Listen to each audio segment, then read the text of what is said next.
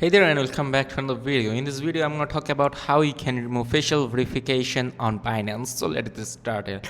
First of all, you have to open up your Binance account, and from there you can tap onto your profile icon, and after clicking onto it, here you can see this, and tap onto your profile icon again. So after clicking onto it, here you can see this security options under verifications and privilege, and on up of Twitter. Okay, so tap onto security, and after clicking onto security, you can see this option passkeys biometrics right here.